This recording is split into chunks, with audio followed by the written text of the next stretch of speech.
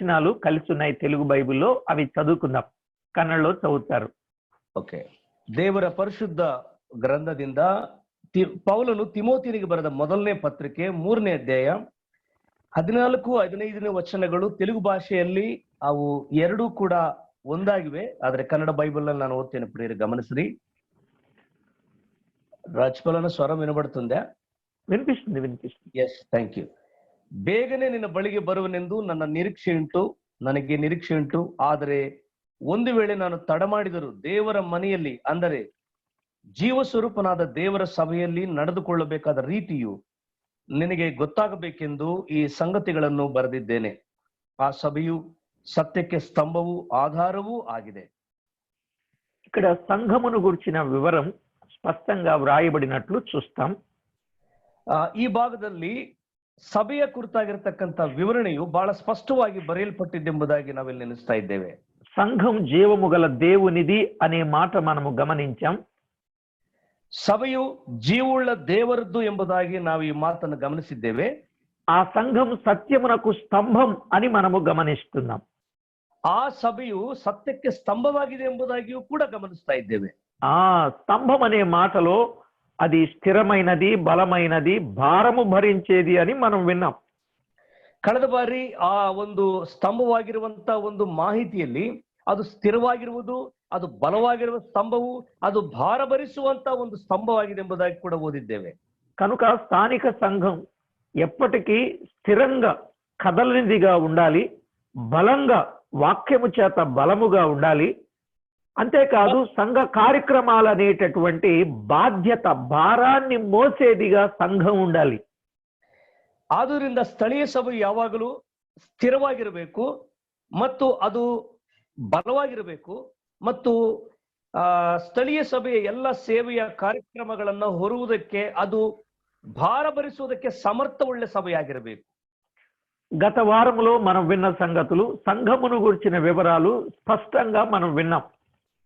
ಕಳೆದ ವಾರದಲ್ಲಿ ಸ್ಥಳೀಯ ಸಭೆ ಕುರಿತಾಗಿರ್ತಕ್ಕಂಥ ವಿವರಣೆಗಳನ್ನ ಬಹಳ ಸ್ಪಷ್ಟವಾಗಿ ನಾವು ಕೇಳಿದ್ದೇವೆ. ఇప్పుడు ఆ సంఘం సత్యమునకు స్తంభం అనే మాట కొన్ని విషయాలు వినబోతున్నాం. ಈಗ ಆ ಸಭೆಯು ಸತ್ಯಕ್ಕೆ ಸ್ತಂಭವಾಗಿರುವುದು ಎಂಬುದಾಗಿ ಕೆಲವು ಅಂಶಗಳನ್ನು ನಾವು ಕಲಿಲಿಕ್ಕಿದ್ದೇವೆ.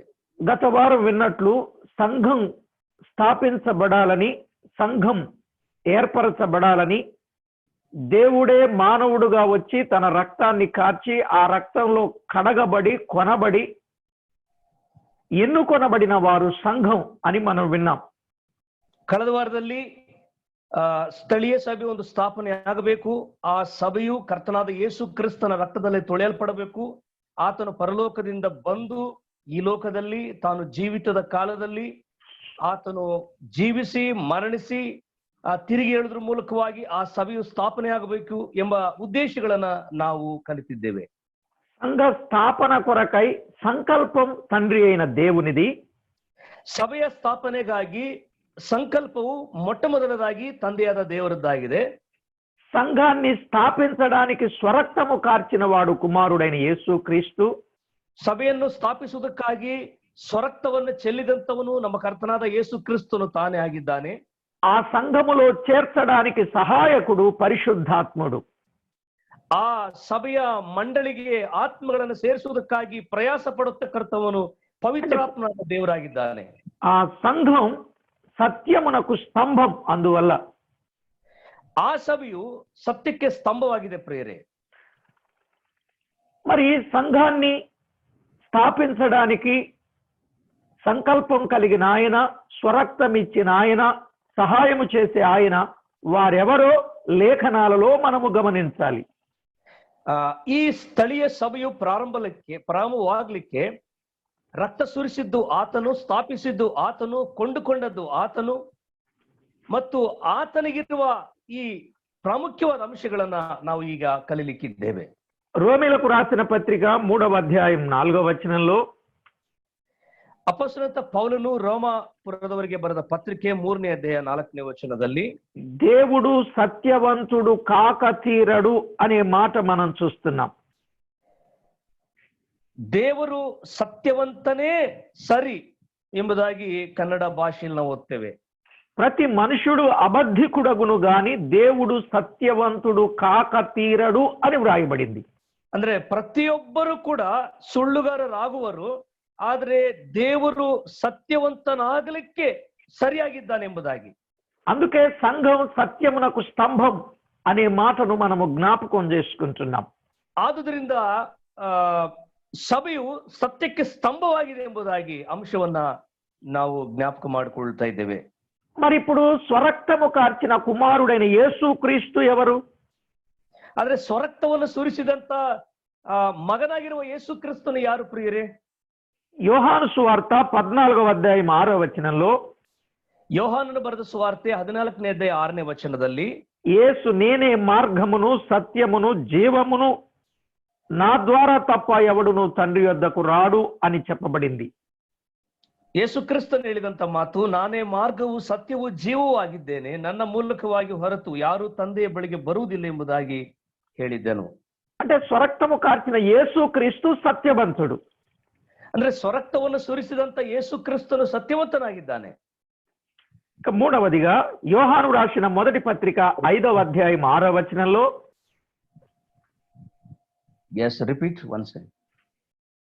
యోహాను రాసిన మొదటి పత్రిక 5వ అధ్యాయం 6వ వచనంలో, ಯೋಹಾನು ಬರೆದ ಮೊದಲನೇ ಪತ್ರಿಕೆ 5ನೇ ಅಧ್ಯಾಯ 6ನೇ ವಚನದಲ್ಲಿ, ఆత్మ సత్యము గనుక అనే మాట వ్రాయబడింది. ಕನ್ನಡ ಬೈಬಲ್ ಅಲ್ಲಿ 5ನೇ ಅಧ್ಯಾಯ 7ನೇ ವಚನ, ಆತ್ಮವು ಆತನು ಸತ್ಯವಾಗಿದ್ದಾನೆ, ಸತ್ಯವಂತನಾಗಿದ್ದಾನೆ. తండ్రి సత్యవంతుడు, కుమారుడు సత్యవంతుడు, ఆత్మ సత్యవంతుడు.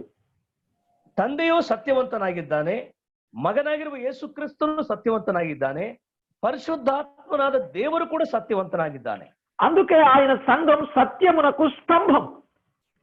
ಆದುದರಿಂದಲೇ ಆತನು ಸ್ಥಾಪಿಸುವಂತ ಸಭೆಯು ಅದು ಸತ್ಯಕ್ಕೆ ಸ್ತಂಭವಾಗಿದೆ ಪ್ರಿಯರೇ. వీరి ముగ్గురు నుండి వచ్చే సందేశం లేక వాక్యం, ఆ వాక్యం ఏమిటి? ಈ ಮೂವರು ವ್ಯಕ್ತಿಗಳಿಂದ ಬರ್ತಿರ್ತಕ್ಕಂಥ ಆ ವಾಕ್ಯವು ಅಥವಾ ಸಂದೇಶವು ಸಭೆಗೆ ಏನಾಗಿದೆ? యోహాను సువార్త 17:17 ప్రకారంగా, ಯೋಹಾನು ಬರೆದ ಸುವಾರ್ತೆ 17ನೇ ಅಧ್ಯಾಯ 17ನೇ ವಚನದ ಪ್ರಕಾರವಾಗಿ, వాక్యము సత్యము అని వ్రాయబడింది. ಅಲ್ಲಿ ಬರೆಯಲ್ಪಟ್ಟ ಮಾತು, ನಿನ್ನ ವಾಕ್ಯವೇ ಸತ್ಯವಾಗಿದೆ. ఆ వాక్యమే సత్యం. ನಿನ್ನ ವಾಕ್ಯವೇ ಸತ್ಯವು. వారు ముగ్గురు అందించే సందేశం సత్యం. ಅವರು ಮೂವರು ಜನ ಒದಗಿಸುವಂತ ಆ ಒಂದು ವಾಕ್ಯವಾದ ಸತ್ಯವಾಗಿದೆ. కనుక ఎంత వాక్యమైనా చివరిన సారాంశం అని అంటారు. అంతా చెప్పకుండా సారాంశం అని అంటారు. ಎಷ್ಟು ವಾಕ್ಯ ಕೇಳಿದ್ರು ಕೂಡ ಮುಕ್ತಾಯವಾಗಿ ಕಟ್ಟಕಡೆದಾಗಿ ಎಲ್ಲ ವಾಕ್ಯಗಳನ್ನು ಹೇಳದೆ ಮುಕ್ತಾಯದ ಮಾತುಗಳು ಅಥವಾ ಸಾರಾಂಶ ಎಂಬುದಾಗಿ ಹೇಳುತ್ತಾರೆ. వాక్య సారాంశం ఏమిటి? ಈ ವಾಕ್ಯದಲ್ಲಿರುವ ಸಾರಾಂಶವೇನು ಪ್ರಿಯರೇ? 118వ కీర్తన 160వ చరణం, 119ನೇ కీర్తನೆ 160ನೇ చరణ. వాక్య సారాంశము సత్యం అని వ్రాయబడింది. వాక్యದ సారాంశವು సత్యವಾಗಿದೆ. వాక్య సారాంశం అంటే అంతా విన్న తర్వాత ఆఖరణ ఒక్క ముక్కలో చెప్పాలి అంటే అది సారాంశం. ఆ సారాంశం సత్యం అని వ్రాయబడింది. ಬರೀ ಬೆಡ್ಶೀಟ್ ಒಣಗಾಕ ಅರ್ಪಿತ ಸಾಕು, ಮಿಕ್ಕಿದ್ನ ಮಾಡ್ತೀನಿ. వినపడలేదు, రిపీట్ చేయండి. బిస్లు ತುಂಬಾ ಚೆನ್ನಾಗಿದೆ. దయచేసి ఎవరు చదవకండి, మాట్లాడకండి. మధ్యలో మీరు రావటం మూలన కొంచెం అక్కడ వాయిస్ కట్ అవుతుందండి. మ్యూట్ చేయండి, దయచేసి మ్యూట్ చేయండి. Right, thank you. వాక్యాన్ని అంతా విన్న తర్వాత సమస్తములో ఆఖరణ మనం వినే మాట ఏమిటంటే అది సారాంశం అయి ఉంటుంది. ವಾಕ್ಯವೆಲ್ಲವೂ ಕೇಳಿದ ನಂತರ ಕಟ್ಟಕಡೆದಾಗಿ ನಾವು ಕೇಳುತ್ತಿರುವಂತಹ ಪ್ರಾಮುಖ್ಯವಾದ ಅಂಶಗಳೇನೆಂದ್ರೆ ಅದು ಬರೀ ಸಾರಾಂಶವಾಗಿದೆ. కనుక దేవుడు సత్యవంతుడు, కుమారుడు సత్యవంతుడు, ఆత్మ సత్యం, వాక్యం సత్యం, వాక్య సారాంశము సత్యం. ದೇವರು ಸತ್ಯವಂತನು, ಮಗನಾಗಿರುವ ಯೇಸು ಕ್ರಿಸ್ತನು ಸತ್ಯವಂತನು, ಪವಿತ್ರಾತ್ಮನ ದೇವರು ಸತ್ಯವಂತನು ಮತ್ತು ಅವರ ಮೂವರು ಕೊಡುವಂತ ದೇವರ ವಾಕ್ಯವು ಕೂಡ ಸತ್ಯವಾಗಿದೆ ಪ್ರಿಯರೇ. వాక్య సారాంశం సత్యం, 118వ కీర్తన 151వ చరణంలో 119ನೇ ಕೀರ್ತನೆ 151ನೆಯ ವಚನದಲ್ಲಿ ఆయన ఆజ్ఞలు కూడా సత్యమే, ಆತನ ಆಜ್ಞೆಗಳು ಕೂಡ ಸತ್ಯವಾಗಿವೆ. ఆయన ఆజ్ఞలు సత్యం. ಆತನ ಆಜ್ಞೆಗಳು ಸತ್ಯವಾಗಿವೆ. ఆయన ఆజ్ఞలు ఎన్ని ఉన్నాయి? ಆತನ ಆಜ್ಞೆಗಳು ಎಷ್ಟಿದೆ ಪ್ರಿಯರೇ? పాత నిబంధనలో 10 ఆజ్ఞలు, ಹಳೆ ಒಡಂಬಡಿಕೆಯಲ್ಲಿ 10 ಆಜ್ಞೆಗಳು, క్రొత్త నిబంధనలో ఆ 10 ఆజ్ఞలను 2 ఆజ్ఞలుగా చేశారు. ಹೊಸ ಒಡಂಬಡಿಕೆಯಲ್ಲಿ ಆ 10 ಆಜ್ಞೆಗಳನ್ನು ಪ್ರಾಮುಖ್ಯವಾಗಿ ಎಣಿಸಿ 2 ಆಜ್ಞೆಗಳನ್ನಾಗಿ ಮಾಡಿದ್ದಾರೆ. సంఘ సత్యానికి ఇవ్వబడిన ఆజ్ఞలు 7. ಸಭೆಯ ಸತ್ಯಕ್ಕೆ ಕೊಡಲ್ಪಟ್ಟಿರುವಂತಹ ಆಜ್ಞೆಗಳು 7 ಆಗಿವೆ. ఆ ఆజ్ఞలన్నీ బహుశా మీకు తెలిసే ఉండుంటుంది, కాబట్టి నేను దాటి వెళ్ళిపోతాను. ಸಾಮಾನ್ಯವಾಗಿ ಈ ಎಲ್ಲ ಆಜ್ಞೆಗಳು ನಿಮಗೆ ಗೊತ್ತುಂಟು ಪ್ರೇರೆ, ಹಾಗಾಗಿ ಇವುಗಳನ್ನು ದಾಟಿಕೊಂಡು ಮುಂದಕ್ಕೆ ಹೋಗ್ತಾ ಇದ್ದೇನೆ. దాటి వెళ్ళమంటారా లేదా ఆజ్ఞలు ఒకసారి చెప్పమంటారా? ఒకసారి మీ చెయ్యి అలా చూపించండి. ದಾಟಿ ಹೋಗ್ಬೇಕಾ ಅಥವಾ ಆಜ್ಞೆಗಳನ್ನು ಹೇಳಬೇಕಾ? ನಿಮ್ಮ ಕೈಗಳನ್ನೆತ್ತಿ ತೋರಿಸ್ರಿ. ఒకసారి చెప్పండి బ్రదర్. Okay, thank you. ವಂದನೆಗಳು. తప్పనిసరిగా ఆయన ఆజ్ఞలు చెప్తానండి. ತಪ್ಪದೆ ಆತನ ಆಜ್ಞೆಗಳನ್ನ ನಾನು ಹೇಳುತ್ತೇನೆ ಪ್ರೇರೆ. నిర్గమాకాండం 20వ అధ్యాయం 3వ వచనం నుండి 10 ఆజ్ఞలు వ్రాయబడ్డాయి. ವಿಮೋಚನಾ ಕಾಂಡ 20ನೇ ಅಧ್ಯಾಯ 1ನೇ ವಾಕ್ಯದಲ್ಲಿ ನೋಡುವಾಗ ಅಲ್ಲಿ 10 ಆಜ್ಞೆಗಳ ಅಂಶ ಬರೆಯಲ್ಪಟ್ಟಿದೆ. ఆ 10 ఆజ్ఞలను క్రొత్త నిబంధనలో 2 ఆజ్ఞలుగా మార్చాడు. ఒకటి ప్రభువును ప్రేమించుట, 2 పొరుగు వారిని ప్రేమించుట. ಆ ವಿಮೋಚನಾ ಕಾಂಡದಲ್ಲಿರುವಂತಹ 10 ಆಜ್ಞೆಗಳನ್ನು ಹೊಸ ಒಡಂಬಡಿಕೆಯಲ್ಲಿ ಪವಿತ್ರಾತ್ಮನಾದ ದೇವರು 2 ಆಜ್ಞೆಗಳನ್ನ ಬದಲಾಯಿಸಿದ್ದಾನೆ. ಮೊದಲನೇದಾಗಿ ನಿನ್ನ ದೇವರಾದ ಯೆಹೋವನನ್ನ ಪ್ರೀತಿಸಬೇಕೆಂಬುದಾಗಿ, ಎರಡನೇದಾಗಿ ನಿನ್ನ ನೆರೆಯವನನ್ನು ನಿನ್ನಂತೆ ಪ್ರೀತಿಸಬೇಕೆಂಬುದಾಗಿ. ప్రభువుకు సంబంధించినవి 5 ఆజ్ఞలు, పొరుగు వారికి సంబంధించినవి అంటే నరహత్య చేయవద్దు అనే దగ్గర నుండి 5 ఆజ్ఞలు. ದೇವರಾದ ಕರ್ತನಿಗೆ ಸಂಬಂಧಪಟ್ಟದ್ದು ಹಳೆ ಒಡಂಬಡಿಕೆಯಲ್ಲಿ 5 ಆಜ್ಞೆಗಳಿದೆ, ಮತ್ತು ಮನುಷ್ಯರಿಗೆ ಸಂಬಂಧಪಟ್ಟದ್ದು ಅಂದ್ರೆ ನಿನ್ನ ನೆರೆಯವನಿಗೆ ಸಂಬಂಧಪಟ್ಟದ್ದು 5 ಆಜ್ಞೆಗಳು. కానీ క్రొత్త నిబంధనలో సంఘ సత్యానికి ఇవ్వబడిన ఆజ్ఞలు, ಆದ್ರೆ ಹೊಸ ಒಡಂಬಡಿಕೆಯಲ್ಲಿ ಸಭೆಯ ಸತ್ಯಕ್ಕೆ ಕೊಡಲ್ಪಟ್ಟಿರುವಂತಹ ಒಂದು ಆಜ್ಞೆಗಳು, ఈ 7 ఆజ్ఞలు మీకు త్వరగా అందిస్తాను. త్వరగా మీరు రాసుకుంటే ప్రయోజనం. ಈ 7 ಆಜ್ಞೆಗಳು ನಿಮಗೆ ಬೇಗನೆ ಕೊಡುತ್ತೇನೆ ಪ್ರಿಯರೇ, ನೀವು ಶೀಘ್ರವಾಗಿ ಬರೆದಿಟ್ಟುಕೊಂಡ್ರೆ ಎಷ್ಟೋ ಒಳ್ಳೆಯದು. మొదటి ఆజ్ఞ, ಮೊದಲನೇ ಆಜ್ಞೆ మార్కు రాసిన సువార్త 12వ అధ్యాయం 30వ వచనం. మార్కను బర సువార్ತೆ 12ನೇ అధ్యాయం 30ನೇ వాక్య. అక్కడ ఏమని వ్రాయబడిందంటే, నీ దేవుడైన నీ ప్రభువును నీ పూర్ణ హృదయంతో నీ పూర్ణ ఆత్మతో ఆయనను ప్రేమింపవలనది ప్రధానమైన ఆజ్ఞ అని వ్రాయబడింది. ಅಲ್ಲಿ ಮಾರ್ಕನ ಬರ ಸುವಾರ್ತೆಯಲ್ಲಿ ಹೇಳಲ್ಪಟ್ಟಂತ ಮೊದಲನೇ ಆಜ್ಞೆ ಅಂದ್ರೆ ನಿನ್ನ ದೇವರಾದ ಕರ್ತನನ್ನು ನಿನ್ನ ಪೂರ್ಣ ಹೃದಯದಿಂದಲೂ ಪೂರ್ಣ ಪ್ರಾಣದಿಂದಲೂ ಪೂರ್ಣ ಬುದ್ಧಿಯಿಂದಲೂ ಪ್ರೀತಿಸಬೇಕು ಎಂಬುದಾಗಿ. అది మొదటి ఆజ్ఞ. ಅದು ಮೊದಲನೇ ಆಜ್ಞೆ. మరి ప్రభువును ప్రేమించే వారి జీవితంలో 2వ ఆజ్ఞ ఏమిటి అనంటే, ಕರ್ತನನ್ನು ಪ್ರೀತಿಸುವವರ ಜೀವಿತದಲ್ಲಿ 2ನೇ ಆಜ್ಞೆ ಏನೆಂದರೆ అపోస్తలుల కార్యాలు 17వ అధ్యాయం 30వ వచనం. ಅಪೊಸ್ತಲ ಕೃತ್ಯಗಳು 17ನೇ ಅಧ್ಯಾಯ 30ನೇ వాక్యದಲ್ಲಿ అక్కడ వ్రాయబడిన మాట ఏమిటంటే, ఆ అజ్ఞాన కాలములను దేవుడు చూచి చూడనట్టుగా ఉండెను గాని ఇప్పుడైతే అంతటను అందరూ మారు మనసు పొందవలనని ఆజ్ఞాపించుచున్నాడని వ్రాయబడింది. ಆ ಅಜ್ಞಾನ ಕಾಲಗಳನ್ನು ದೇವರು ಲಕ್ಷ್ಯಕ್ಕೆ ತರಲಿಲ್ಲ, ಈಗಲಾದರೂ ಆತನು 4 ದಿಕ್ಕಿನಲ್ಲಿರುವ ಮನುಷ್ಯರೆಲ್ಲರೂ ತನ್ನ ಕಡೆಗೆ ತಿರುಗಿಕೊಳ್ಳಬೇಕೆಂದು ಅಪ್ಪಣೆ ಕೊಡುತ್ತಾನೆ. అంటే బ్రతుకు మార్చుకొనవలనని ఆజ్ఞ. ಅಂದ್ರೆ ಜೀವಿತವನ್ನ ಬದಲಾಯಿಸಿಕೊಳ್ಳಬೇಕೆಂಬುದಾಗಿರುವಂತಹ ಒಂದು ಆಜ್ಞೆ. 3వ ఆజ్ఞ, 3ನೇ ಆಜ್ಞೆ అపోస్తల కార్యాలు 10వ అధ్యాయం 48వ వచనం. ಅಪೊಸ್ತಲ ಕೃತ್ಯಗಳು 10ನೇ ಅಧ್ಯಾಯ 48ನೇ వాక్య. ప్రభు అయిన యేసుక్రీస్తు నామమున వారు బాప్తిస్మము పొందవలెనని వారికి ఆజ్ఞ. ಕರ್ತನಾದ ಯೇಸು ಕ್ರಿಸ್ತನ ಹೆಸರಿನಲ್ಲಿ ಅವರು ದೀಕ್ಷಾಸ್ಥಾನ ತೆಗೆದುಕೊಳ್ಳಬೇಕೆಂಬುದಾಗಿ ಅವರಿಗೆ ಆಜ್ಞೆ ಆಗಿದೆ. బాప్తిస్మం పొందాలని ఆజ్ఞ. ಅಂದ್ರೆ ದೀಕ್ಷಾಸ್ಥಾನ ತೆಗೆದುಕೊಳ್ಳಬೇಕೆಂಬುದಾಗಿರುವ ಆಜ್ಞೆ. ఎవరు పొందాలి? ಯಾರು ದೀಕ್ಷಾಸ್ಥಾನ ತೆಗೆದುಕೊಳ್ಳಬೇಕು? మొదటి ఆజ్ఞ ప్రభువును ప్రేమించి, ಮೊದಲನೇ ಆಜ್ಞೆಯಲ್ಲಿ ಕರ್ತನನ್ನು ಪ್ರೀತಿಸಿ, 2వ ఆజ్ఞ బ్రతుకు మార్చుకొని, ಎರಡನೇ ಆಜ್ಞೆಯಲ್ಲಿ ಜೀವಿತವನ್ನ ಬದಲಾಯಿಸಿಕೊಂಡು, మూడవ ఆజ్ఞ బాప్తిస్మము పొందాలి. ಮೂರನೇ ಆಜ್ಞೆ ಅಂದ್ರೆ ದೀಕ್ಷಾಸ್ಥಾನಕ್ಕೆ ವಿಧೇಯರಾಗುವಂಥದ್ದು. నాలుగవ ఆజ్ఞ, ನಾಲ್ಕನೇ ಆಜ್ಞೆ కొరింథీయులకు రాసిన మొదటి పత్రిక 11వ అధ్యాయం 17వ వచనం. ಕೊರಿಂಥದವರಿಗೆ ಬರೆದ ಮೊದಲನೇ ಪತ್ರಿಕೆ 11ನೇ ಅಧ್ಯಾಯ 17ನೇ ವಾಕ್ಯ. అక్కడ వ్రాయబడిన మాట ఏమిటంటే దేవునిని ఆరాధన చేయాలనేది ఆజ్ఞ. ಅಲ್ಲಿ ಬರೆಯಲ್ಪಟ್ಟಂತ ಮಾತೇನಂದ್ರೆ ದೇವರನ್ನು ಆರಾಧಿಸಬೇಕು ಎಂಬುದಾಗಿರುವಂತ ಒಂದು ಆಜ್ಞೆ. దేవుణ్ణి ఆరాధించడము అని అంటే అక్కడ మూడు ఉండాలి. ದೇವರನ್ನು ಆರಾಧಿಸಬೇಕು ಅಂದ್ರೆ ಅಲ್ಲಿ ಮೂರು ಪ್ರಾಮುಖ್ಯವಾದ ಕಾರಣಗಳಿರಬೇಕು. బలియాగం ఉండాలి, స్తుతి యాగం ఉండాలి, ద్రవ్య యాగం ఉండాలి. ఈ మూడు యాగములను కలిపి ఆరాధన అంటారు. ಅಲ್ಲಿ ಯಜ್ಞ ಅಂದ್ರೆ ಬಲಿಯಾಗವಿರಬೇಕು ಮತ್ತು ಸ್ತುತಿಯಾಗವಿರಬೇಕು. ಒನ್ ಮೋರ್, ద్రవ్య యాగం. ಅಲ್ಲಿ ಕಾಣಿಕೆ ರೂಪವಾದಂತ ಒಂದು ದ್ರವ್ಯ ಯಾಗವಾಗಿರ್ಬೇಕು. వాటికి మళ్ళా మూడు పేర్లు: బలి అర్పణ, స్తుతి అర్పణ, ద్రవ్య అర్పణ. ಅವುಗಳಿಗೆ ಮೂರು ಹೆಸರುಗಳು: ಬಲಿ ಅರ್ಪಣೆ, ಸ್ತುತಿ ಅರ್ಪಣೆ ಮತ್ತು ದ್ರವ್ಯ ಅರ್ಪಣೆ, ಅಂದ್ರೆ ಕಾಣಿಕೆ ರೂಪದಲ್ಲಿ. ఈ మూడింటిని కలిపి ఆరాధన అంటారు గాని చేతులెత్తి పాడి ఆరాధన చేద్దామంటే అది ఆరాధన కాదు.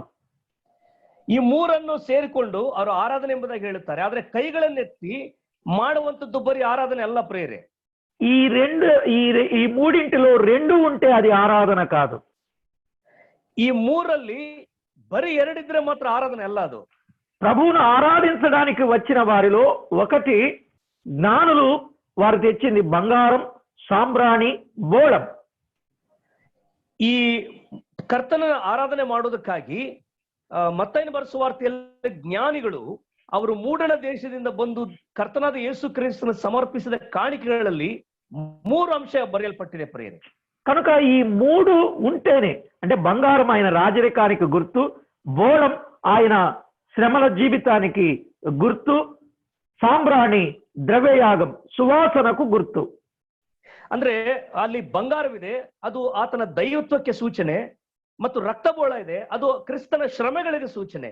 ಅಲ್ಲಿ ಸಾಂಬ್ರಾಣಿ ಇದೆ ಪ್ರೇರೆ, ಅದು ಆತನಿಗೆ ದ್ರವ್ಯ ಯಾಗವಾಗಿ ಕಾಣಿಕೆ ರೂಪದಲ್ಲಿ ಅರ್ಪಿಸುವಂತ ಒಂದು ಸುವಾಸನೆಯ ಆರಾಧನೆಯಾಗಿದೆ. కనుక ఈ మూడు ఖచ్చితంగా ఉంటే అది ఆరాధన. అలాగూ ఆరాధన చేయాలని నాలుగవ ఆజ్ఞ. ಅಂದ್ರೆ ಈ ಮೂರು ಅಂಶಗಳು, ಪ್ರತಿ ಆರಾಧನೆಯಲ್ಲಿ ಮೂರು ಅಂಶಗಳು ಇದ್ರೆ ಅದೊಂದು ಕರ್ತನ ಮೆಚ್ಚುವ ಯೋಗ್ಯವಾದ ಆರಾಧನೆ ಆಗಿದೆ. ಅಂದ್ರೆ ಆರಾಧನೆ ಮಾಡಿದ ನಂತರ ನಾಲ್ಕನೇ ಆಜ್ಞೆಗೆ ನಾವು ಹೊರಟು ಹೋಗ್ಬೇಕಾಗಿದೆ. ಐದವ ಆಜ್ಞ ಮಾರ್ಕು ಸುವಾರ್ತ 1:44. ಐದನೇ ಆಜ್ಞೆ మార్కను బరసువార్ತೆ 1ನೇ ಅಧ್ಯಾಯ 44ನೇ ವಚನ. అక్కడ దేవుని సొమ్ము దేవునికి ఇవ్వవలెనని ఆజ్ఞ. ಅಲ್ಲಿ ದೇವರದನ್ನ ದೇವರಿಗೆ ಕೊಡಿರಿ ಎಂಬುದಾಗಿ ಇರುವಂತ ಒಂದು ಆಜ್ಞೆ. కనుక తప్పనిసరిగా ఆరాధికులైనటువంటి వారు దశమ భాగం వర్ధిలిన కొలది, విస్తరించిన కొలది ధారాళంగా, ఉత్సాహంగా, సంతోషంగా, పిసిరితనము లేకుండా దేవునికి ఇవ్వాలనేది ఆజ్ఞ. ಅಂದ್ರೆ ಈ ಮಾರ್ಕನ ಬರೆಸುವಾರ್ತೆ ದೇವರದನ್ನ ದೇವರಿಗೆ ಕೊಡಿರಿ ಎಂಬ ಅಂಶವು ನೋಡುವಾಗ ಅಭಿವೃದ್ಧಿ ಹೊಂದಿದ ಮೇರೆಗೆ ಆಶೀರ್ವದಿಸಲ್ಪಟ್ಟ ಮಟ್ಟಕ್ಕೆ ತಕ್ಕಂತೆ ದೇವರದನ್ನ ಕಾಣಿಕೆ ರೂಪದಲ್ಲಿ, ದಶಮ ಭಾಗದ ರೂಪದಲ್ಲಿ, ಸೇವಾ ಕೊಡುಗೆಯ ವಿಷಯದಲ್ಲಿ ಆತನಿಗೆ ಸಲ್ಲಿಸಲೇಬೇಕು ಎಂಬುದಾಗಿ ಇರುವಂತ ಒಂದು ಆರಾಧನಾ ಭಾಗವಾಗಿದೆ. ఉత్సాహముతో ఇచ్చుట అనేది ఆరాధనలో ఒక భాగం. ಉತ್ಸಾಹದಿಂದಲೂ ಸಂತೋಷದಿಂದಲೂ ಮನಪೂರ್ವಕವಾಗಿ ಸ್ವಯಂಪ್ರೇರಣೆ ಮೂಲಕವಾಗಿ ಈ ಕಾಣಿಕೆಯನ್ನ ದೇವರಿಗೆ ಕೊಡಬೇಕು. ಆ ರೀತಿ ಕೊಡುವವರ ಮೇಲೆ ದೇವರಿಗೆ ಪ್ರೀತಿ ಉಂಟು ಮತ್ತು ಅದು ಆಶೀರ್ವಾದಕ್ಕೆ ಗುರಿಯಾಗಿದೆ. కాబట్టి ఐదవ ఆజ్ఞ మనము తప్పనిసరిగా పాటించాలి. ಆದುದರಿಂದ ಐದನೇ ಆಜ್ಞೆಯನ್ನು ನಾವು ತಪ್ಪದೆ ಪಾಲಿಸಬೇಕಾಗಿದೆ. ఇక ఆరవ ఆజ్ఞ యోహాను సువార్త 13వ అధ్యాయం 34వ వచనంలో వ్రాయబడింది. ಇನ್ನು ಆರನೇ ಆಜ್ಞೆ ಯೋಹಾನು ಬರೆದ ಸುವಾರ್ತೆ 11ನೇ ಅಧ್ಯಾಯ 34ನೇ ವಚನದಲ್ಲಿ ಬರೆಯಲ್ಪಟ್ಟಿದೆ. అక్కడ ఏమని వ్రాయబడింది అని అంటే, నిన్ను వలె నీ పొరుగు వారిని ప్రేమించవలెననేది ఆజ్ఞ. ಅಲ್ಲಿ ಏನು ಬರೆಯಲ್ಪಟ್ಟಿದೆ? ನಿನ್ನಂತೆಯೇ ನಿನ್ನ ನೆರೆಯವನನ್ನು, ನಿನ್ನ ಸ್ನೇಹಿತನನ್ನು ಪ್ರೀತಿಸಬೇಕು ಎಂಬುದು ಒಂದು ಆಜ್ಞೆ. నిన్ను వలె పొరుగు వారిని ప్రేమించాలనేది ఆజ్ఞ. ನಿನ್ನಂತೆಯೇ ನಿನ್ನ ನೆರೆಯವನನ್ನು ಪ್ರೀತಿಸಬೇಕೆಂಬುದಾಗಿರುವಂತ ಒಂದು ಆಜ್ಞೆ. 7వ ఆజ్ఞ మత్తయి రాసిన సువార్త 28వ అధ్యాయం 19-20 వచనాలు. 7ನೇ ಆಜ್ಞೆ ಮತ್ತಾಯನ ಬರೆಸುವಾರ್ತೆ 28ನೇ ಅಧ್ಯಾಯ. మత్తయి రాసిన సువార్త 19-20 వచనాలు. 28వ అధ్యాయం 19-20 వచనాలు. 19ನೇ ಅಧ್ಯಾಯ 20ನೇ వచనಗಳಲ್ಲಿ అక్కడ వ్రాయబడిన మాట ఏమిటంటే, మీరు సర్వలోకానికి వెళ్ళి సువార్త ప్రకటించి అనేకులను శిష్యులనుగా తయారు చేయండి అని చెప్పాడు. ಅಲ್ಲಿ 19ನೇ ಅಧ್ಯಾಯ 28ನೇ ವಾಕ್ಯದಲ್ಲಿ ನೀವು ಹೊರಟು ಹೋಗಿ ಎಲ್ಲಾ ದೇಶಗಳ ಜನರನ್ನು ಶಿಷ್ಯರನ್ನಾಗಿ ಮಾಡಿರಿ ಎಂಬುದಾಗಿ. కనుక అనేకులను శిష్యులనుగా తయారు చేయాలనేది ఆజ్ఞ. ಆದ್ರಿಂದ ಎಲ್ಲ ಮನುಷ್ಯರಿಗೂ ಸುವಾರ್ತೆಯನ್ನು ಪ್ರಕಟಿಸಿ ಶಿಷ್ಯರನ್ನಾಗಿ ಮಾಡಬೇಕೆಂಬುದಾಗಿ ಒಂದು ಆಜ್ಞೆ ಆಗಿದೆ. ఈ 7 ఆజ్ఞలు పాటిస్తే వారు సంఘ సత్యములో స్తంభంగా ఉండగలిగిన వారు. ಈ 7 ಆಜ್ಞೆಗಳನ್ನು ಅವರು ಪಾಲಿಸುವುದಾದರೆ ಸ್ಥಳೀಯ ಸಭೆಯಲ್ಲಿ ಅವರು ಸ್ತಂಭವಾಗಿ ನಿಲ್ಲುತ್ತಾರೆ ಪ್ರೇರೆ. ఒకవేళ ఒక్క ఆజ్ఞ విషయంలో తప్పిపోయినా అపరాధే అన్నాడు యాకోబు పత్రిక 2:10లో. ಯಾಕೋಬನು ಬರೆದ ಪತ್ರಿಕೆ 2ನೇ ಅಧ್ಯಾಯ 10ನೇ ವಾಕ್ಯದಲ್ಲಿ ಒಂದು ಆಜ್ಞೆಯಲ್ಲಿ ತಪ್ಪು ಹೋದರೂ ಕೂಡ ಅವರು ಅಪರಾಧಕ್ಕೆ ಗುರಿಯಾಗುತ್ತಾರೆ ಎಂಬುದಾಗಿ. ఒకడు ధర్మశాస్త్రం అంతయు గైకొని ఒక్క ఆజ్ఞ విషయంలో తప్పిపోతే మిగిలిన ఆజ్ఞలన్నింటిలో అపరాధి అని చెప్పాడు అక్కడ. ಧರ್ಮಶಾಸ್ತ್ರದ 10 ಆಜ್ಞೆಗಳನ್ನು ಪಾಲಿಸಿ ಒಂದು ಆಜ್ಞೆಯಲ್ಲಿ ತಪ್ಪಿ ಹೋದ್ರೆ ಅವನು ಅಪರಾಧಿಯಾಗುತ್ತಾನೆ ಎಂಬುದಾಗಿ ಬರೆಯಲ್ಪಟ್ಟಿದೆ. ఒక్కడి తప్పిపోయిన అపరాధే అన్నాడు. ಒಂದು ಆಜ್ಞೆ ತಪ್ಪಿ ಹೋದ್ರೂ ಕೂಡ ಅಪರಾಧಿಯಾಗುತ್ತಾರೆ. కాబట్టి ఒక్కటి కూడా తప్పిపోకూడదు. యోహాను రాసిన మొదటి పత్రిక 3:4 ప్రకారంగా, ಯೋಹಾನ ಬರೆದ ಮೊದಲನೇ ಪತ್ರಿಕೆ 3ನೇ ಅಧ್ಯಾಯ 4ನೇ ವಚನದ ಪ್ರಕಾರವಾಗಿ ಒಂದು ಆಜ್ಞೆ ಕೂಡ ತಪ್ಪಿ ಹೋಗಬಾರದು ಎಂಬುದಾಗಿ. ఆ ఒక్క ఆజ్ఞ తప్పిపోతే అపరాధి, ఆజ్ఞాతిక్రమమే పాపం అన్నాడు. ಆ ಒಂದು ಆಜ್ಞೆ ತಪ್ಪಿ ಹೋದ್ರೆ ಅಪರಾಧಿ ಆಗುವರು ಮತ್ತು ఆజ్ఞೆಗೆ అవిధేయరాಗುವಂತದ್ದು పాప ಮಾಡಿದ ಹಾಗೆ ಪ್ರಿಯರೇ. కనుక ఈ 7 ఆజ్ఞలు పాటించినప్పుడు వారు సంఘంలో స్థిరంగా ఉన్నట్లు, సుభిక్షంగా ఉన్నట్లు, క్షేమంగా ఉన్నట్లు. ಅಂದ್ರೆ ಈ 7 ಆಜ್ಞೆಗಳನ್ನು ಕೂಡ ನಮ್ಮ ಜೀವಿತದಲ್ಲಿ ಸರಿಯಾಗಿ ಕ್ರಮವಾಗಿ ಅನುಸರಿಸುವುದಾದ್ರೆ ನಮ್ಮ ಸ್ಥಳೀಯ ಸಭೆಗಳನ್ನು ನಾವು ಸ್ಥಿರವಾಗಿ ನಿಲ್ಲುತ್ತೇವೆ, ಕ್ರಮವಾಗಿ ನಿಲ್ಲುತ್ತೇವೆ ಮತ್ತು ಸುಕ್ಷೇಮದಿಂದ ಇರುತ್ತೆ ಎಂಬುದಾಗಿ ಹೇಳುವುದಕ್ಕೆ ಸೂಚನೆ ಆಗಿದೆ. కాబట్టి ఇలాంటి ఆజ్ఞలు మన జీవితంలో కలిగి ఉన్నామో లేదో ఆలోచన చేసి పరీక్ష చేసుకొని ప్రభువుకు మహిమకరంగా జీవించాలి. ಆದುದರಿಂದ ನಮ್ಮ ಜೀವಿತದಲ್ಲಿ ಈ ಆಜ್ಞೆಗಳನ್ನು ನಮ್ಮ ಜೀವಿತಕ್ಕೆ ಅಳವಡಿಸಿಕೊಂಡು ನಾವು ಕ್ರಮವಾಗಿದ್ದೇವಾ, ಸರಿಯಾಗಿದ್ದೇವೆ ಎಂಬುದಾಗಿ ಪರೀಕ್ಷಿಸಿಕೊಂಡು ಆಲೋಚಿಸಿಕೊಂಡು ಒಂದು ವೇಳೆ ಕೊರತೆ ಇರುವಂತ ವಿಷಯಗಳೆಲ್ಲ ಅಳವಡಿಸಿಕೊಂಡು ಮುಂದುವರಿಯುವಂತದ್ದೇ ಕರ್ತನಿಗೆ ಮೆಚ್ಚುಗೆಯಾದ ಜೀವಿತ. మనం విన్న మొదటి ఆజ్ఞ, ప్రభువును ప్రేమించేవారు బ్రతుకు మార్చుకోవాలి. ನಾವು ಮೊಟ್ಟ ಮೊದಲೇ ಕೇಳಿದ್ದೇವೆ ಮೊದಲನೇ ಆಜ್ಞೆ, ಕರ್ತನನ್ನ ಪ್ರೀತಿಸುವವರು ತಮ್ಮ ಜೀವಿತವನ್ನು ಬದಲಾಯಿಸಿಕೊಳ್ಳಬೇಕು. రెండవ ఆజ్ఞ, బ్రతుకు మార్చుకున్న వారు బాప్తిస్మము పొందాలి. ಎರಡನೇ ಆಜ್ಞೆ, ಆ ಜೀವಿತವನ್ನ ಸರಿಪಡಿಸಿಕೊಂಡವರು ಅವರು ಬಹಿರಂಗವಾದ ದೀಕ್ಷಾಸ್ಥಾನಕ್ಕೆ ವಿಧೇಯರಾಗಬೇಕು. మూడవ ఆజ్ఞ, బాప్తిస్మము పొందిన వారు ఆరాధన చేయాలి. ಮೂರನೇ ಆಜ್ಞೆ, ಈ ದೀಕ್ಷಾಸ್ಥಾನ ತೆಗೆದುಕೊಂಡವರು ಸಭಾ ಅನ್ಯೂನ್ಯತೆಯಲ್ಲಿ ಅವರು ಆರಾಧನೆ ಮಾಡಬೇಕು ದೇವಜನರೊಂದಿಗೆ.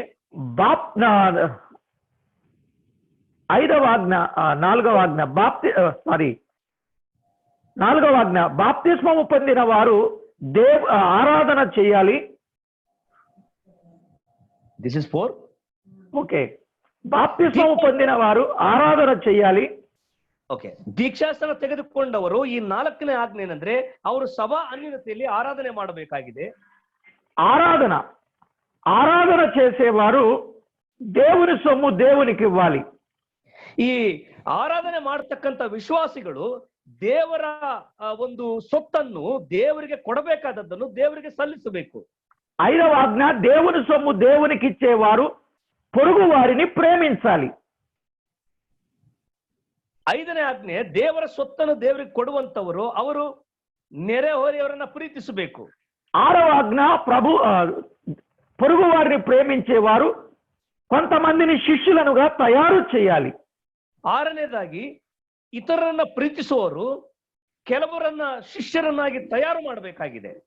ఇలాంటి అనుభవానికి ఎవరైతే వస్తారో వారు సంఘం, వారు స్థిరమైన స్తంభం. ಇಂಥ ಅನುಭವಕ್ಕೆ ಯಾರಾದರೂ ಬರುತ್ತಾರೋ ಅವರು ಸಭೆಯಾಗಿರುತ್ತಾರೆ ಮತ್ತು ಸ್ಥಿರವಾಗಿರುವ ಸ್ತಂಭವಾಗಿರುತ್ತಾರೆ. కనుక ఇలాంటి వ్యక్తులు మన స్థానిక సంఘాలలో ఉన్నారో లేదో మనము పరీక్ష చేస్తూ ఉండాలి, పాలిస్తూ ఉండాలి, మేపుతూ ఉండాలి, కాస్తూ ఉండాలి.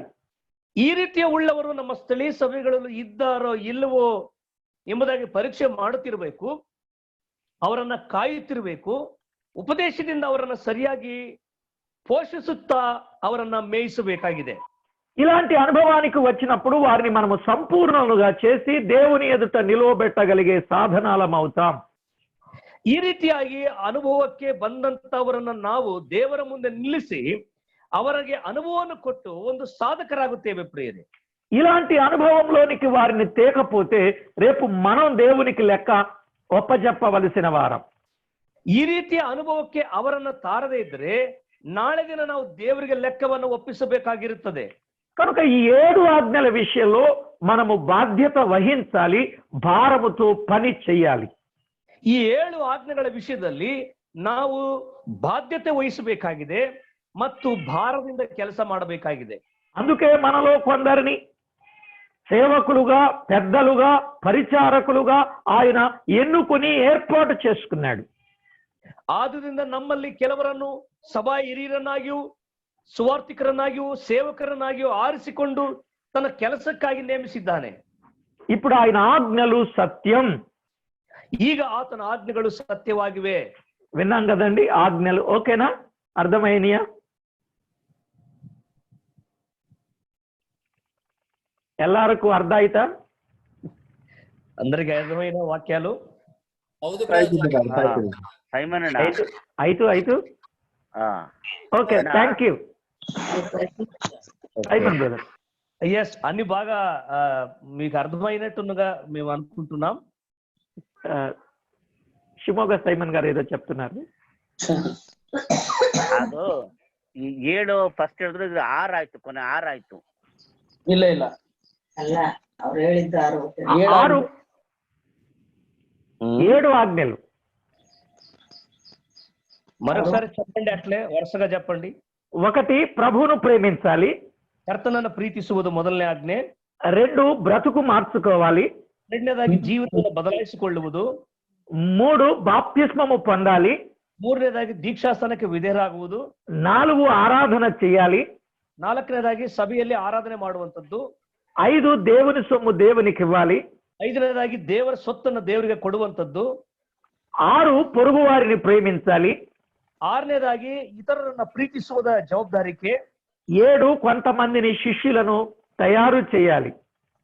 7ನೇ ಅಂಶ ಕೆಲವರಿಗೆ ಸುವಾರ್ತೆಯನ್ನು ಪ್ರಕಟಿಸಿ ಅವರನ್ನ ಶಿಷ್ಯರನ್ನಾಗಿ ಮಾಡುವಂತದ್ದು. ఇప్పుడు శిష్యులను చేయాల్సింది ఎవరు? ಶಿಷ್ಯರನ್ನಾಗಿ ಮಾಡಬೇಕಾಗಿರುವುದು ಯಾರು? ఎవరు ಪ್ರಿಯರೇ?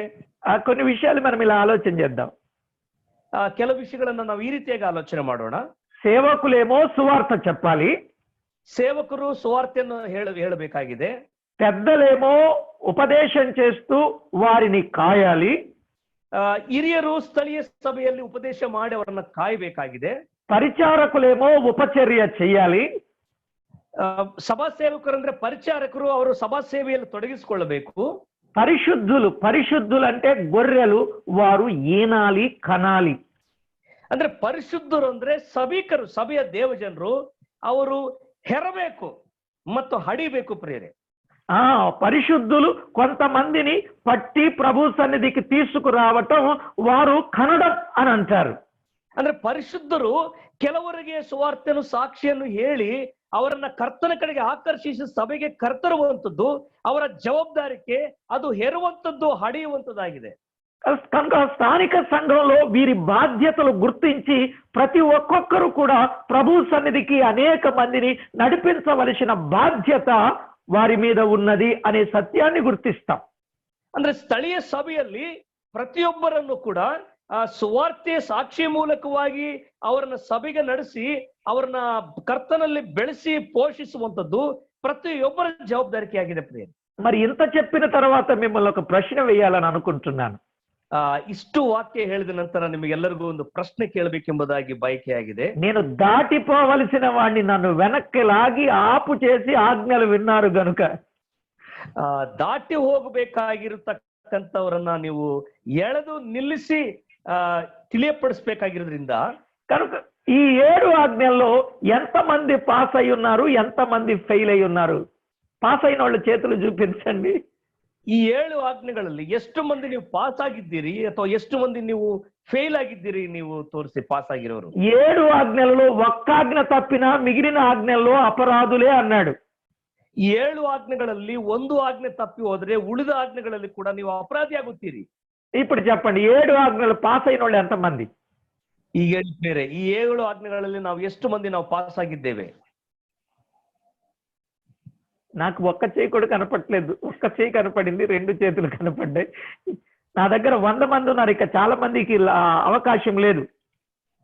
ఇప్పుడు 100 మంది దాటిపోయారు, ఇంకా అవకాశం లేదు. నెక్స్ట్ టైం మనం ఆలోచన చేయాలి. ప్రభుదాస్ అన్న గారు, మనం ఆలోచన చేసి ఇంకా ఎక్కువ మందికి ప్రయారిటీ ఇచ్చేటట్టుగా ఆలోచన చేయాలి. 100 మందికి దాటిపోయారు కాబట్టి ನಮ್ಮ ಬಳಿಯಲ್ಲಿ 100 ಮಂದಿಗೆ ಅವಕಾಶ ಇದೆ. ಅದು 100 ಮಂದಿ ದಾಟಿ ಹೋಗಿದ್ದಾರೆ. ಇನ್ನು ಹೊರಗಡೆ ಅನೇಕರಿದ್ದಾರೆ ಪ್ರಿಯರೇ. ಮುಂದಿನ ಒಂದು ಕೂಟದಲ್ಲಿ ಅವ್ರಿಗೂ ಕೂಡ ನಾವು ಅವಕಾಶ ಮಾಡಿಕೊಡ್ಬೇಕಾಗಿದೆ. ఇప్పుడు 100 మందిలో ఎంత మంది చేతులు కనపడుతున్నాయి? ಈ 100 ಮಂದಿಯಲ್ಲಿ ಎಷ್ಟು ಮಂದಿಯ ಕೈಗಳು ಕಾಣಿಸುತ್ತಿವೆ ಪ್ರಿಯರೇ? థ్యాంక్ యూ అండి. విషయం ఏమిటంటే, ఒకవేళ ఏ ఆజ్ఞ విషయంలో మనము ఫెయిల్ అయ్యామో దానిని మనము సరి చేసుకుని జాగ్రత్త చేసుకుని దిద్దుకొని దేవునికి అనుకూలంగా దేవుని అడుగుజాడలలో నడచుట మనకు క్షేమం. ಒಂದು ವೇಳೆ ನಾವು ಕೈ ಎತ್ತದೇ ಇದ್ರೂ ಪರವಾಗಿಲ್ಲ, ಈ 7 ಅಂಶಗಳಲ್ಲಿ ಯಾವ ಕ್ಷೇತ್ರದಲ್ಲಿ ಅಥವಾ ಯಾವ ಸಂಗತಿಗಳಲ್ಲಿ ನಾವು ಬಲಹೀನರಾಗಿದ್ದೇವೆ, ಕೊರತೆಯುಳ್ಳವರಾಗಿದ್ದೇವೆ ಅಥವಾ ಹಿಂಜರಿತಾ ಇದ್ದೇವೆ, ಈ ಸಂದೇಶದ ಮೂಲಕವಾಗಿ ನಮ್ಮ ಜೀವಿತಗಳನ್ನು ಸರಿಪಡಿಸಿಕೊಂಡು ಕ್ರಮಪಡಿಸಿಕೊಂಡು ಪ್ರಾರ್ಥನೆ ಮಾಡಿ ತಿದ್ದಿಕೊಂಡು ಮುಂದಿನ ದಿನಗಳಲ್ಲಿ ನಮ್ಮ ಜೀವಿತಕ್ಕೆ ಆಶೀರ್ವಾದದಾಯಕವಾಗುವಂತೆ ಇವುಗಳನ್ನ, ಈ 7 ಆಜ್ಞೆಗಳನ್ನ ನಮ್ಮ ಜೀವಿತಕ್ಕೆ ಅಳವಡಿಸಿಕೊಳ್ಬೇಕಾಗಿರೋದೇ ಬಹಳ ಪ್ರಾಮುಖ್ಯವಾದಂತ ಒಂದು ಸಂಗತಿ. ఎందుకంటే ఈ 7 ఆజ్ఞల విషయంలో ఒక్కటి కూడా దయచేసి ఫెయిల్ అవ్వొద్దని ప్రేమతో తెలియచేస్తున్నాను. ಯಾಕಂದ್ರೆ ದಯಮಾಡಿ ಈ 7 ಆಜ್ಞೆಗಳಲ್ಲಿ ಕೂಡ ಒಂದು ಆಜ್ಞೆಗಳಲ್ಲಿ ಕೂಡ ನಾವು ವಿಫಲರಾಗಬಾರದು, ಫೇಲ್ ಆಗಬಾರದು ಎಂಬುದಾಗಿ ನಮ್ಮ ಮನವಿಯಾಗಿದೆ ಪ್ರಿಯರೇ. ఆ తర్వాత ఆయన ఆజ్ఞలు సత్యం అని విన్నాం. తర్వాత ఆయన కార్యములన్నీ సత్యములు అన్నాడు. ಆತನ ಆಜ್ಞೆಗಳು ಸತ್ಯವಾಗಿವೆ ಎಂಬುದಾಗಿ ಕೇಳಿದ್ದೇವೆ. ಇನ್ನು ಆತನ ಕಾರ್ಯಗಳೆಲ್ಲವೂ ಸತ್ಯವಾಗಿವೆ. దానియేలు గ్రంథం 4వ అధ్యాయం 37వ వచనంలో, ದಾನಿಯೇಲನ ಗ್ರಂಥ 4ನೇ ಅಧ್ಯಾಯ 37ನೇ ವಚನದಲ್ಲಿ ఆయన కార్యములన్నీ సత్యము అని చెప్పాడు. ಆತನ ಕಾರ್ಯಗಳೆಲ್ಲವೂ ಸತ್ಯವಾಗಿವೆ. ఆయన కార్యాలన్నీ సత్యం. ಆತನ ಕಾರ್ಯಗಳೆಲ್ಲವೂ ಸತ್ಯವಾಗಿವೆ. ఆయన ఎన్ని కార్యాలు చేస్తాడో, ఎన్ని ఆశ్చర్య కార్యాల, అద్భుత కార్యాల, సూచక కార్యాల, మహత్ కార్యాల, అవి ఏవి చేసినా అవన్నీ సత్యమే. ಆತನ ಕಾರ್ಯಗಳೆಲ್ಲ ಸತ್ಯವಾಗಿವೆ. ಅವು ಅದ್ಭುತ ಕಾರ್ಯಗಳ, ಸೂಚನೆ ಕಾರ್ಯಗಳ, ಮಹತ್ ಕಾರ್ಯಗಳ, ಇನ್ನು ಯಾವುದೇ ಕಾರ್ಯಗಳು ಮಾಡಿದ್ರು ಕೂಡ ದೇವರ ಕಾರ್ಯಗಳೆಲ್ಲವೂ ಸತ್ಯವಾಗಿವೆ. కనుక ఆయన కార్యాలన్నీ సత్యమే అనే మాట చెప్తున్నాడు. ಅಂದ್ರೆ ಈ ದಾನಿಯೇಲ ಗ್ರಂಥದಲ್ಲಿ ಆತನ ಕಾರ್ಯಗಳೆಲ್ಲವೂ ಸತ್ಯವೆಂಬುದಾಗಿ ನೆಬೂಕದ್ನೆಚ್ಚರನು ಹೇಳುವಂತದ್ದನ್ನು ಗಮನಿಸುತ್ತೇವೆ. యోహాను సువార్త 8వ అధ్యాయం 16వ వచనంలో, ಯೋಹಾನ ಬರೆದ ಸುವಾರ್ತೆ 8ನೇ ಅಧ್ಯಾಯ 16ನೇ ವಚನದಲ್ಲಿ అక్కడ వ్రాయబడిన మాట ఏమిటి అని అంటే, ಅಲ್ಲಿ ಬರೆಯಲ್ಪಟ್ಟ ಮಾತೇನಂದ್ರೆ ಪ್ರಿಯರೇ, ఆయన తీర్పులు సత్యం అని అన్నాడు. ಆತನ ತೀರ್ಪುಗಳು ಸತ್ಯವಾಗಿವೆ. కనుక ఆయన ఒకానొక దినాన మానవునికి తీర్పు తీరుస్తాడు. ಅಂದ್ರೆ ಒಂದಾನೊಂದು ದಿನದಲ್ಲಿ ಮನುಷ್ಯರೆಲ್ಲರಿಗೂ ನ್ಯಾಯ ತೀರಿಸುವಂತ ದಿನವು ಸಮೀಪವಾಗಿದೆ. నమ్మిన వారికి న్యాయ సింహాసనపు తీర్పు ఉంది, నమ్మని వారికి ధవళ సింహాసనపు తీర్పు ఉంది. ನಂಬಿದ ವಿಶ್ವಾಸಿಗಳಿಗೆ ನ್ಯಾಯಾಸನದ ತೀರ್ಪು, ಅಂದ್ರೆ ವಿಶ್ವಾಸಿಗಳಿಗೆ ಪ್ರತ್ಯೇಕವಾದ ತೀರ್ಪಿದೆ. ನಂಬದೇ ಇರತಕ್ಕಂಥ ಅವಿಶ್ವಾಸಿಗಳಿಗೆ ಬೆಳ್ಳಗಿರುವ ಮಹಾಸಿಂಹಾಸನದ ತೀರ್ಪಿದೆ. ధవళ సింహాసనపు తీర్పు. ಎಸ್, ಅದು ಪ್ರಕಟಣೆ ಗ್ರಂಥ 20ನೇ ಅಧ್ಯಾಯದಲ್ಲಿ ಬೆಳ್ಳಗಿರುವ ಮಹಾಸಿಂಹಾಸನ, ಧವಳ ಸಿಂಹಾಸನದ ತೀರ್ಪು. కాబట్టి ఆ తీర్పులో, ధవళ సింహాసనపు తీర్పులో పాపులు నిలవబడతారు. ಆ ಬೆಳ್ಳಗಿರುವ ಮಹಾಸಿಂಹಾಸನದಲ್ಲಿ ಪಾಪಿಗಳು ಮಾತ್ರ ತೀರ್ಪಿಗೆ ನಿಲ್ಲುವಂತರಾಗಿದ್ದಾರೆ. దేవుని నమ్మి ఈ ఆజ్ఞలన్నీ పాటించే వారు న్యాయ సింహాసనం ఎదుట నిలవబడతారు. ದೇವರನ್ನ ನಂಬಿ ಈ ಎಲ್ಲ ಆಜ್ಞೆಗಳನ್ನ ಪಾಲಿಸುವಂತವ್ರಿಗೆ ಅಥವಾ ಹಿಂಬಾಲಿಸುವಂತವ್ರಿಗೆ ವಿಶ್ವಾಸಿಗಳಿಗಾಗಿರುವಂತ ಒಂದು ಕ್ರಿಸ್ತನ ನ್ಯಾಯಾಸನದ ಮುಂದೆ ಅವರು ನಿಲ್ಲುವಂತರಾಗಿದ್ದಾರೆ. కనుక వారికి తీర్పు ఉంది, వీరికి తీర్పు ఉంది. ಅಂದ್ರೆ ನಂಬಿದವರಿಗೂ ತೀರ್ಪಿದೆ, ನಂಬದೇ ಇರತಕ್ಕಂತ ಅವಿಶ್ವಾಸಿಗಳಿಗೂ ತೀರ್ಪಿದೆ. కనుక ఏ తీర్పులో నిలబడతారో నిర్ణయం మీరే ఆలోచన చేయండి. ಅಂದ್ರೆ ಯಾವ ತೀರ್ಪಿನಲ್ಲಿ ನೀವು ನಿಲ್ಲುತ್ತೀರೋ ಈ ನಿರ್ಣಯವನ್ನು ನೀವೇ ಆಲೋಚಿಸ್ರಿ ಪ್ರಿಯರೇ. పౌలన్నాడు నమ్మిన వారి విషయంలో దేహముతో జరిగించినవి అవి మంచివైనా సరే చెడ్డవైనా సరే వాటిని బట్టి తీర్పులో నిలవబడాలి అని చెప్పాడు. ಅಂದ್ರೆ ಪೌಲನು ಹೇಳಿದಾಗೆ ನಮ್ಮ ದೇಹದ ಮೂಲಕವಾಗಿ ನಡೆಸಿದಂತ ಒಳ್ಳೆ ಕಾರ್ಯಗಳಿಗಾಗಲಿ ಕೆಟ್ಟ ಕಾರ್ಯಗಳಿಗಾಗಲಿ ನಾವು ಪ್ರತಿಯೊಂದು ವಿಷಯದಲ್ಲಿ ಕ್ರಿಸ್ತನ ನ್ಯಾಯಾಸನದ ಮುಂದೆ ನಾವು ಯಥಾಸ್ಥಿತಿಯಲ್ಲಿ ನಿಲ್ಲಬೇಕೆಂಬುದಾಗಿ ಬರೆಯಲ್ಪಟ್ಟಿದೆ. ఆయన తీర్పులు మన తీర్పులా ఉండవు. మనం ఏం చేస్తామంటే మనలకు ఒక న్యాయం, పొరుగులకు ఒక న్యాయం చేస్తాం. ಅಂದ್ರೆ ಆತನ ತೀರ್ಪು ಕಾರ್ಯಗಳು ನಮ್ಮ ತೀರ್ಪುಗಳು ಆಗಿರೋದಿಲ್ಲ. ಕೆಲವು ಬಾರಿ ನಮ್ಮವರಿಗೆ ಒಂದು ತೀರ್ಪು ಆಗಿರ್ತದೆ, ಇತರರಿಗೆ ಒಂದು ತೀರ್ಪು ಮಾಡುತ್ತೇವೆ. తెలిసిన వారికి ఒక తీర్పు, తెలియని వారికి ఒక తీర్పు మనం తీరుస్తాం. ಅಂದ್ರೆ ನಮ್ಮ ನ್ಯಾಯ ವಿಚಾರಣೆ ನಮ್ಮ ತೀರ್ಪಲ್ಲಿ ಅಂದ್ರೆ ನಮಗೆ ತುಂಬಾ ಪರಿಚಯಸ್ಥರಿಗೆ ಒಂದು ತೀರ್ಪು ಮಾಡುತ್ತೇವೆ, ಏನು ನಾವು ಗೊತ್ತಿಲ್ಲದವರಿಗೆ ಒಂದು ತೀರ್ಪು ಮಾಡುತ್ತೇವೆ. డబ్బున్న వారికి ఒక తీర్పు, డబ్బు లేని వారికి ఒక తీర్పు తీరుస్తాం. ಅಂದ್ರೆ ಹಣ ಇದ್ದವರಿಗೆ ಅನುಕೂಲವಾದವರಿಗೆ ಒಂದು ತೀರ್ಪು ಮಾಡುತ್ತೇವೆ, ಏನು ಇಲ್ಲದವರಿಗೆ ಇನ್ನೊಂದು ತೀರ್ಪು ಮಾಡುತ್ತೇವೆ. అధికారంలో ఉన్న వారికి ఒక తీర్పు, అనధికారులకు ఒక తీర్పు తీరుస్తాం. ಅಧಿಕಾರದಲ್ಲಿ ಇದ್ದವರಿಗೆ ಒಂದು ತೀರ್ಪು ಮಾಡುತ್ತೇವೆ, ಅಧಿಕಾರ ಇಲ್ಲದವರಿಗೆ ಒಂದು ತೀರ್ಪು ಮಾಡುತ್ತೇವೆ. కాబట్టి మనలాంటి వాడు ఆయన కాదు. ಅಂದ್ರೆ ದೇವರು ಆತನು ನಮ್ಮಂಥವನಲ್ಲ ಪ್ರೇರೆ, ನಮ್ಮ ಮನಸ್ತತ್ವ ಉಳ್ಳವಂಥವನಲ್ಲ ಪ್ರೇರೆ. ఆయన తీర్పు సత్యం. ఆ తీర్పులో ఎంత గొప్పవారైనా నిలువబడాల్సిందే, లెక్క చెప్పవలసిందే. ಆತನ ತೀರ್ಪು ಸತ್ಯವಾಗಿದೆ. ಆತನ ತೀರ್ಪಿನಲ್ಲಿ ಪ್ರತಿಯೊಬ್ಬರು ನಿಲ್ಲಬೇಕಾಗಿದೆ. ಆತನ ತೀರ್ಪನ್ನು ನಾವು ಎದುರಿಸಬೇಕಾಗಿದೆ. ఒకవేళ ఈ సమాజంలో మనము బాగానే ఉన్నామని అనుకుంటే కూడా అనుకోవచ్చు. ಒಂದು ವೇಳೆ ಈ ಪ್ರಸ್ತುತ ದಿನಗಳಲ್ಲಿ ಈ ಸಮಾಜದಲ್ಲಿ ನಾವು ಸುಖವಾಗಿ ಚೆನ್ನಾಗಿದ್ದೇವೆ ಎಂಬುದಾಗಿ ನಾವು ಒಂದು ವೇಳೆ ನೆನೆಸಬಹುದು. ప్రతి విషయంలో మనము జాగ్రత్త చేసుకుని దేవుని అందరి భయభక్తులతో అప్పగించిన పనిని నమ్మకంగా చేస్తూ నాణ్యమైన క్రైస్తవునిగా జీవించడం ప్రభువుకు మహిమ.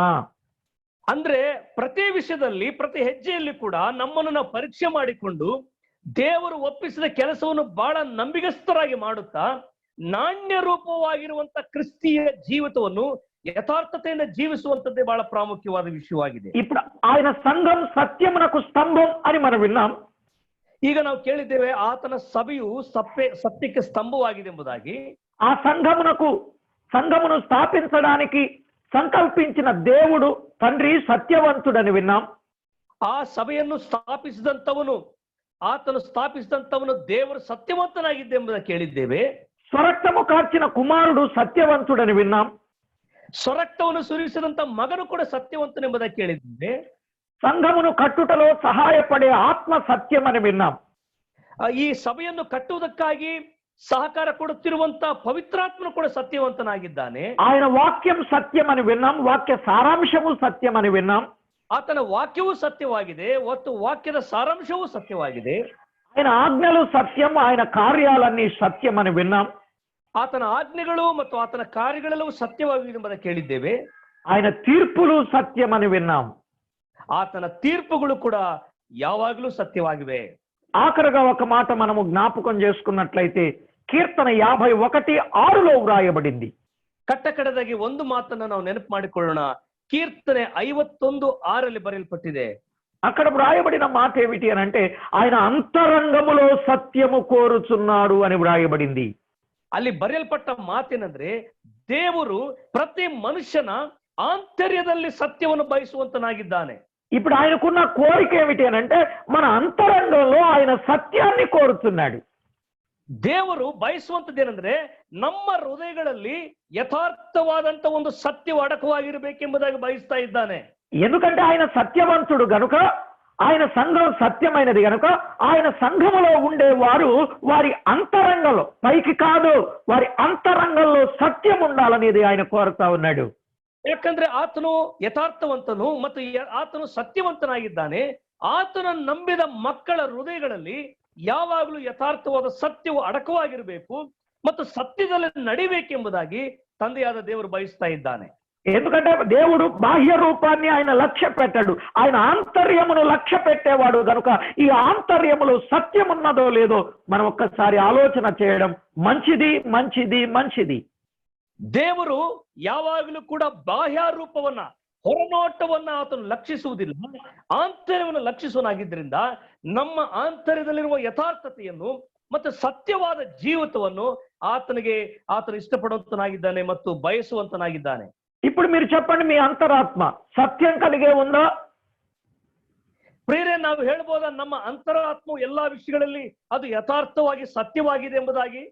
కొన్నిసార్లు మన జీవితంలో సత్యాన్ని కప్పి అసత్యంగా ప్రవర్తించిన సందర్భాలు ఎన్నో ఉన్నాయని మన మనస్సాక్షి మనకు చెప్తా ఉంది. ಬೇರೆ ನಮ್ಮ ಜೀವಿತದಲ್ಲಿ ಅನೇಕ ಬಾರಿ ಇರುವ ಸತ್ಯವನ್ನು ಮುಚ್ಚಿಟ್ಟು ಅಸತ್ಯವಾದ ನಡವಳಿಕೆಗಳನ್ನ ತೋರಿಸುತ್ತಾ ಅನೇಕ ಬಾರಿ ನಾವು ವೇಷ ಹಾಕಿಕೊಂಡಿರುತ್ತೇವೆ. ಅದು ನಮ್ಮ ಮನಸ್ಸಾಕ್ಷಿ ಯಾವಾಗಲೂ ನಮ್ಮನ್ನು ಎಚ್ಚರಿಸುತ್ತಲೇ ಇರುತ್ತದೆ. కాబట్టి దయచేసి ప్రేమతో చెప్తున్నా, ఈ అంతరాత్మలో ఆయన సత్యము కోరుచున్నాడు.